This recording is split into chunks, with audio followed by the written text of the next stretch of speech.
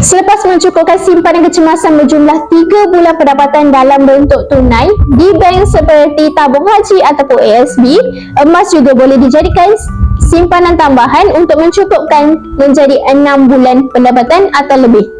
Ini kerana duit dalam tabung haji ataupun ASB itu terjamin dari sudut nombornya, tetapi simpanan emas terjamin dari sudut nilainya dalam jangka masa panjang. Simpanan emas ada risiko harga naik turun.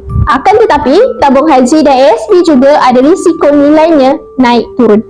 Kadang-kadang, kita rasa simpan duit dalam tabung haji dan ASB lebih selamat dan tidak ada risiko. Tetapi sebenarnya, kita silap. Duit tabung haji dan ASB pun menyusut juga walaupun nomornya kekal, terutamanya disebabkan inflasi dan kejatuhan ringgit. 10,000 hari ini pastinya tidak sama nilainya berbanding 10 tahun akan datang. Ia akan makin mengecil. Nasihat pakar kewangan Tuan Azizi Ali, sebanyak 10% kekayaan kita perlu disimpan dalam bentuk emas pada setiap masa. Kalau nilai kekayaan kita 100,000, maksudnya 10,000 perlu disimpan dalam bentuk emas. Duit selebihnya labuhlah di tempat lain yang kita mempunyai ilmu tentangnya untuk tujuan kembangkan kekayaan itu.